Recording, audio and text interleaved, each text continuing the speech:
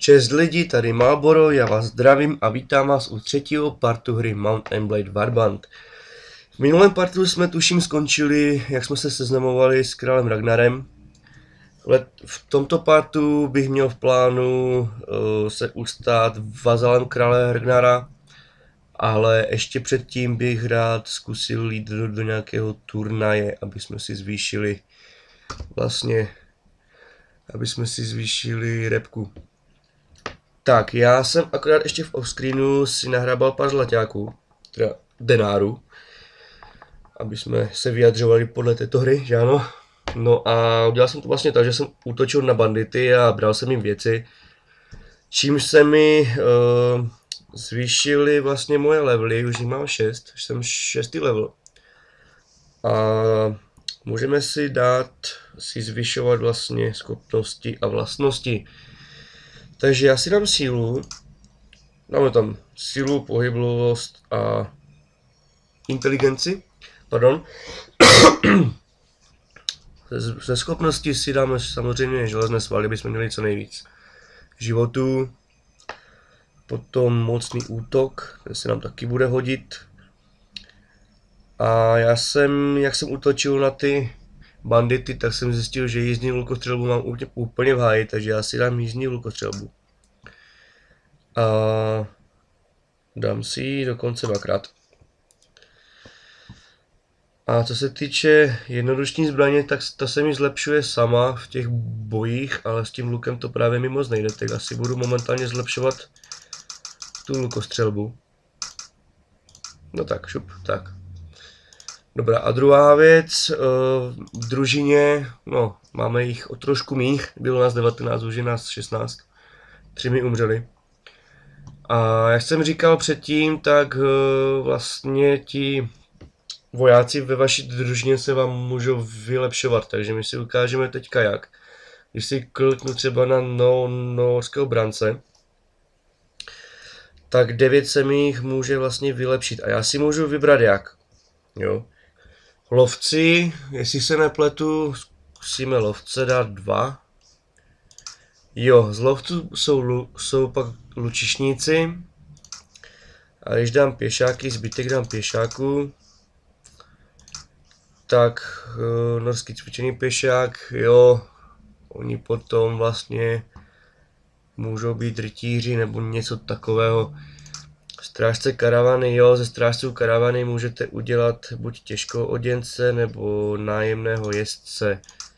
Nájemný jezdce se může ještě vylepšit v elitního jezdce a nájemný těžkou oděnec v nájemného knechta. Dobrá, tak jsme si je vylepšili. Já bych šel... Počkat, jo, to jsem ještě chtěl. V inventáři. Já jsem našel lepší oděv, chtěl jsem počkat na vás, abych si to proměnil, abyste potom neříkali náhodou, že jsem si to koupil za těžké prachy. To opravdu nekoupil. Tak si to vyměníme. A dokonce jsem našel šíp, tady mám -2 ke zranění, to jsou nekvalitní dost. Ale tady jsem našel +1 ke zranění, tak si ho vyměníme. A dokonce jsem si koupil, ten luk, za těžké prachy. Bylo to asi za 500 denárů. Protože obchodník neměl tolik peněz, kolik jsem mu chtěl dát. Teda já jsem mu chtěl prodat nějaké věci za určitou hodnotu a on neměl tolik peněz. Tak jsem mu prodal ty věci, vzal jsem si ten jeho luk. A zbytek jsem mu nechal, mám takový dojem, nebo to si nepamatuju už. Takže tady tyhle věci vlastně můžeme už prodat. Já ještě v prvé řadě zajedu to na tržiště to prodat, ale ještě zkusím koupit se smíšeným zbožím tady. Nějaké jídlo. Tady. Sušené maso, to si určitě vezmu. Sýr si taky určitě vezmu. Rozmy +3 morálka, ryba +4. Vezmeme si ještě 2 ryby a chleba nějaký. Tak, dobré. Pálenka, no to nám nepřidává nic. Dobře, kašleme na to. Jinak tady tyhle ty věci mám takový dojem, že potom můžete kupovat, jak budete mít nějaký svůj hrad, nebo podobně, já nevím. Upřímně ani nevím, k čemu to je prozatím, ale to časem zjistíme. Dobrá, já půjdu do arény. Zeptám se, kde je v nejbližší době nějaký turnaj. Mlátidlo se tam zrovna nějak mlátí. No, mlátí, jako nějaká čutačka. Mistr turnaje, ukaž to. Dobrý den, příteli, pokud jsi přišel podívat na turnaj, putoval si nadarmo. V dohledné době se tu žádné konat nebude. Turnaje, takže se tady pořádají turnaje. Ano, měl bys to tady vidět, v době konání některého z velkých turnajů. Přichází sem všichni z města a okolí a vesnic. Daví šílí vzrušením. No ale jak jsem říkal, v ohledné době se žádné pořádat nebude, takže toho není moc vidění. Jen se tu čas od času koná oficiální souboj a samozřejmě tu máme denně nějaké ty zápasy. Pardon, já jsem se tak trošku seknul. Pověz mi o těch zápasích. Jej, mně se nechce tady tohle číst. Bojovníci a rytíři se při čekání na další turnaj vždycky začnou nudit, takže si vymysleli cvičné zápasy. Je to vlastně velmi jednoduché. Bojovníci prostě skočí ze zabrali do arény. Neexistují žádná pravidla ani žádné týmy. Všichni bojují proti všem. Pokud nezůstane na nohou jediný bojovník, docela zábava, co? No, je to nějaká odměna? Vlastně ano, je. Někteří bohatí měšťané nabízejí odměny bojovníkům, kteří projeví v boji výjimečnou dovednost. Pokud se ti podaří přemoci 3 protivníky dříve, než půjdeš k zemi, vyděláš si 5 denárů. V případě, že srazíš alespoň 6 protivníků, je to 10 denárů. A pokud dokážeš pobít 10 protivníků, dostaneš 25 denárů. Pokud přežiješ tak dlouho, že vyřadíš 20 bojovníků, máš v kapse 60 denárů. A kdyby se ti podařilo zvítězit, máš nárok na hlavní cenu 250 denárů. Zní to dobře, co? No, relativně jo. Můžu se přidat? Aha, byl bys blázen, kdybys to neskusil. Samozřejmě se můžeš přidat, zápasy jsou přístupné pro všechny. Zanedlouho zase je nebude, jestli chceš, můžeš jít do toho. Dobrá, jako já to zkusím, uvidíme, jak je to. Je to hned? Aha. Tady máme nějaký bůh. Krucinál. No, dobře. Tady máme nějaký bůh, někdo nám tady levituje. Snad se nám to objeví, aby nám to tady nedělalo bordel. Cítni. Jedna rána, dobrý. Pojď sem. Sakra, zezadu. Ty šmejde.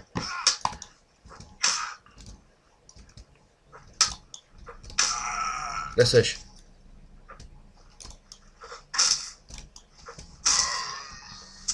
Běží na mě zase někdo? Jo, běží. Pojď sem. Ale máme 4 protivníky, už to máme kolik? 3 denáry nebo 5? Teď si nejsem jistý, teď jsem to trošku zapomněl. Ukaž, co máš. Já tebe sejmu a vezmu si tvůj štít, protože můj štít je tak trošku v dezolátním stavu. Možná si vezmu použít štít, ano. Au.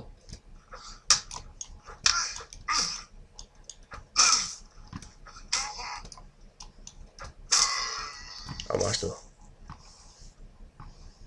Podíváme se, podíváme se za sebe, jestli na nás nahoru někdo neutočí. Jau. Pojď sem. Tak proto. Jej, ze zádu, vy šmejdi. Cipni. Pse. To myslím, že nevyhraju. Ale 10 jich máme, takže máme aspoň těch, tuším, 20 denárů nebo kolik? 25? Teď si nejsem jistý. A tak zase tam je běží další. Máme jich 12.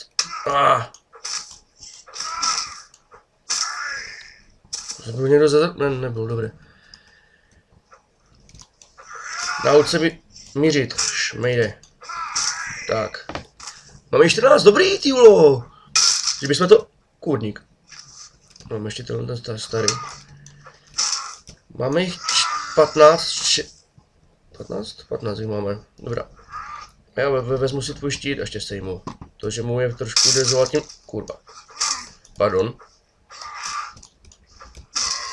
Dej mi štít. Nejsi meč, jsi štít. Ha. To jsem nestihl. Trošku. No, brzo si cípnu. 17. Oj, trošku buk.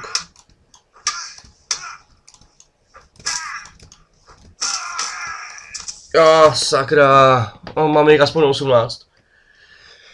Dobrá, co se bude dít dál? Co se bude...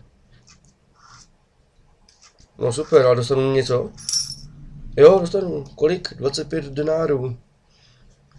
Dobrá. Tak tomu říkám ohromující výkon. Jsi bez pochyby velice schopný bojovník. Jej, pardon.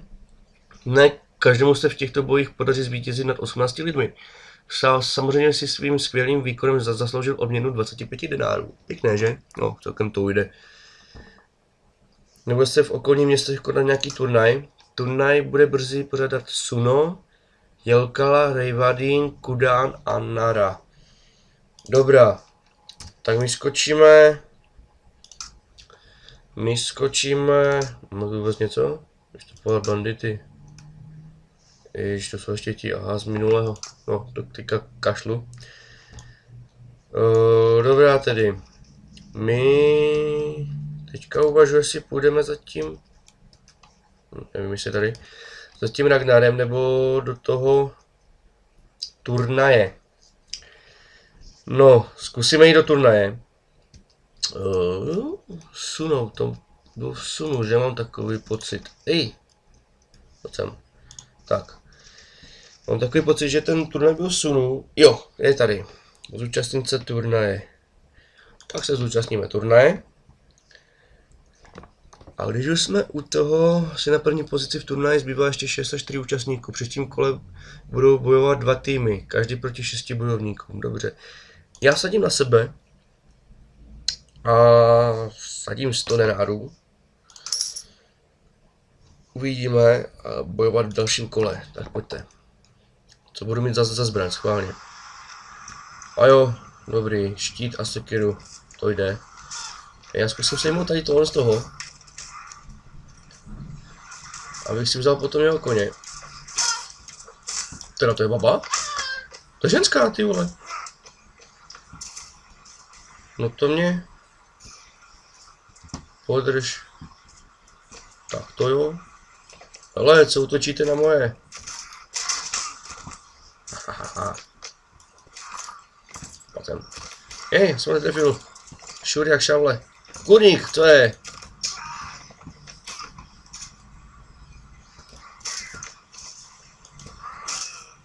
No, to jsme vyhráli, no asi.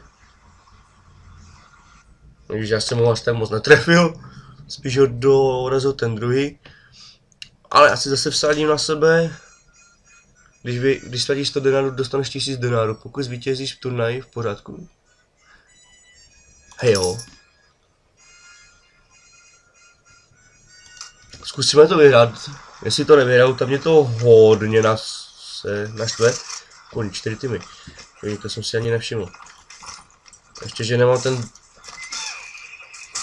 dřeves, protože s tím to vůbec nevím. Jeden nebo druhý, chcípněte. Kurní šopa, máchám tady na tom jak na 1. mája s vlaječkou. Co ty tu chceš? Nemáš moji barvu. Slez koně. No proto. Já bych rád soufnul, tak ho hodíme zpátečku. A si máme tady tohle z toho. Jo. A jdeme tam na ty. Jupi! Let's go. Sakra, tak jsem ho netrefil. A tu už jo. Sestra řádu meče upadá do bezvědomí. To nemá mi trefit. Je moc daleko. Už jo. Ej, to byl ale můj. Ne, nebyl. Ne, ale to jsem nesimulil, tak no, to je jedno. Dobrá, tak toto kolo jsme přežili. Vsadíme znova sami na sebe.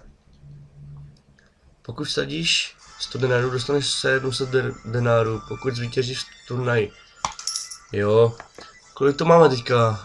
Jsme na třetí pozici v turnaji, zbývá ještě 16 účastníků. V příštím kole budou bojovat 4 týmy po 3. Dobrá. 4 týmy po 3. Tak vezmeme si asi koně. Teda možná. Hej, já chci sejmout ty vojáky, a ne ty koně. Pořád. Pojď sem. No, kurá. Pojď. Treviu. Koník, co jsou bugy hnusné. Hej, počkat, to jsem tu sám? Z mojich?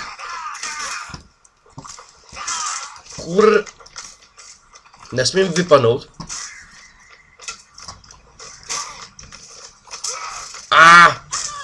Dejte mi pokoj. Chcípni. Sakra, doufám, že nevypadnu z toho turnaje. Tak to je nepříjemný.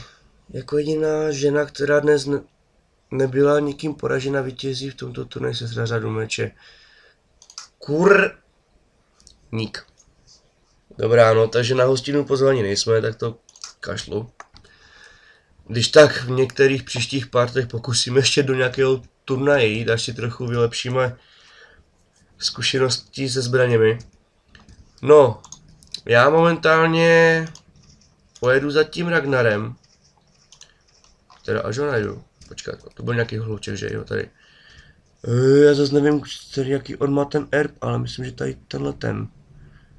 Král Ragnar a jeho družina, jo. Ale. Krucinál. Já mačkám blbý čudlik, aha. Ježíš, zase je. Tu je, ne? To je jeho, jo. Král Ragnar. Jde za ním. Tak se znovu setkáváme, Malboro, jsem rád, že si mě pamatuješ. Máš pro mě nějaké úkoly? Musím doručit dopis jménu král Jaroslav z říše království Vergu, který je teď určitě v sídle Rejvadin. Pokud tím směrem jedeš, dovezeš mu jej. Hej jo, já mu to dám. Tak mu to hodíme. Vztahy na 3, kurník šopa. No. Tak to doručíme do Rejvadinu. Králi Jaroslavovi. První jméno, které se dá v pohodě vyslovit. Turnaj. Ale tam bohužel nemůžu, tak já půjdu do... Co je? V turním sále se právě koná hostina, ale ty nepatříš mezi zvané. Krucinál, zatracený turnaj. No musíme počkat, tak počkáme chvíli za 5 denárů, kurník, to mi proplatíš. Ale že by? Kurník, všichni vypadli ven? To se mi nelíbí. Abych toho pitomce potom zase někde nehledal. Ukaž, vstoupit do hradu. Doufám, že to je on. A vypadá to, že jo. Paní, to je ženská? Aha. Kde je ten úchyl? Kde je Jaroslav? Fáně. Zeptám se je. Jmenuji se Malboro. Já jsem solidná pravopatná královna Svácka. No, nejradši bych ti dal mečem přes hlavu, třeba by si pak vypadala líp. Pokud vím, tak v zemi království sádu vládne král Harlaus. Byla jsem jediným dítětem svého otce, krále Ester. Krucinál! To bude zase něco... Něco podobného, že se k ní mám přidat. Mně se nechce. Byla jsem jediným dítětem svého otce, krále Estericha. To jsou jména. Jsem sice jen holka, ale miloval mě jako syna a prohlásil mě za svou dědičku. Ne jednou, ale několikrát před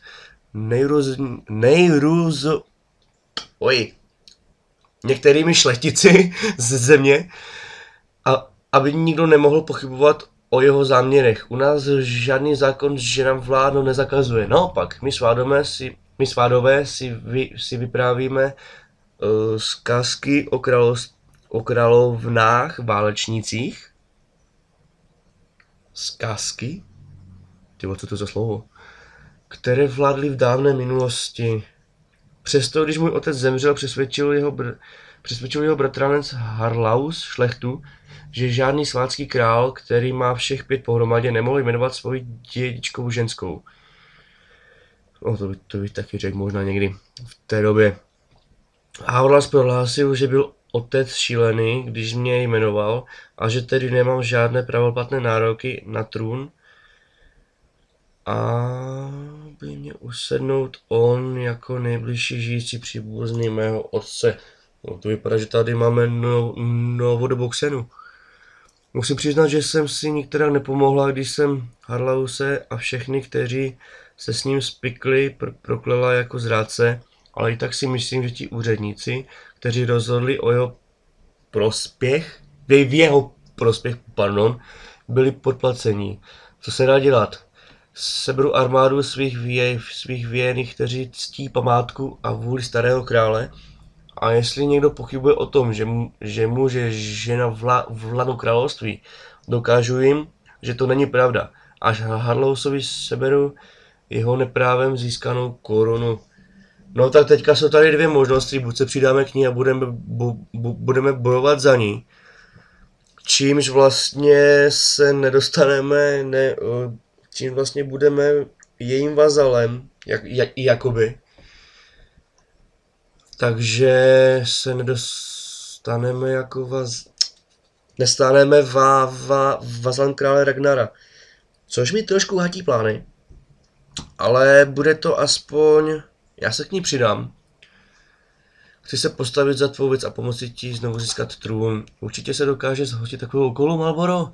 Opětovné získání trůnu není snadná záležitost. Všichni pánové naší říše odpřísáhli věrnost králi Harlausovi. To neznají Malbora.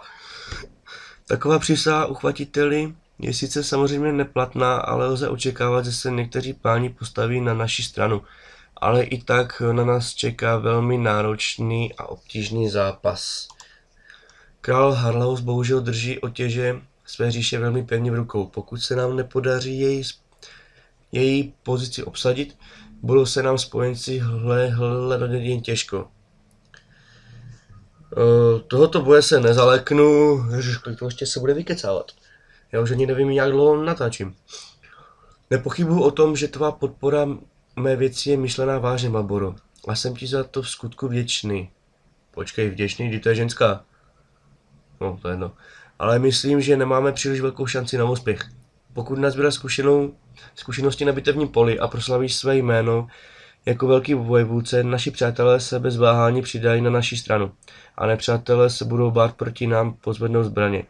Až ten čas nastane, milé, rád s tebou půjdu. Ale do té doby by bylo moudré nevyzývat uchvatitele král Harlaus otevřeně. Tak jsem to trochu nepochopil, tak bere mě nebo mě nebere? Zase ne. No ale stejně musíme ještě doručit ten dopis a ten uchyl tady není. Tak ho musíme najít. Počkej, oni budou... Ale to je zrovna on, vidíš to, Halus. Jsem si říkal, že má nějaké největší číslo v družině. Jsem Malboro, jo. Jsem král Jaroslav, vládce Kralsbergu a lord panství Rejvadín. Sice jsem prostého původu, prostě všichni říkají, že jsem prostého původu, fajn, jsem možná kovář, ale jsem i válečník. A tvrdý, to poznáte časem. Dobře, král Ragnar ti posílá, co to tady je? Skupinu banditů, máš pro nějaké úkoly, můj pane, co tě mít své služby? Ne, nechci, chci ti odeslat vzkaz. Ano, podívám se. Je dobře, že mě jej neseš, Malboro, děkuji ti, vezmi si mou peči na důkaz, že jsem vzkaz obdržel. Fajn, dík, to teď. No, vlastně teďka skočím za Ragnarem. Kdyby mě zajímalo, co to bylo za vzkaz, nebyla to třeba mírová dohoda? No asi ne, když obsazují hrad, že? Dobrá, kde je Ragnar? Je tu vůbec? Krucignál. Jo, tady je. Doufám, že jsem ho trefil. Jo, trefil jsem tě. Pro naši skupinu... Jo, jsem mu to dal. Vztahy se zlepšily. No vzhledem k tomu, že ta ženská mě nevzala, tak já to zkusím teďka mu nabídnout ty své služby. Ještě není jisté, jej, furt nic. Dobře, tak tě momentálně kašlu. A ještě se mrknu na ty, zeptám na ty bandity. A tak nic, dobře. Tak já teďka kašlu a... Dobrá tedy, já už to dneska utnu. Tak jo, já se s váma loučím, mějte se fanfárově. A budu rád za každý odběr, za každý palec nahoru a za každý komentář samozřejmě, co byste zlepšili a co byste chtěli, abych udělal. Tak se mějte. Čau.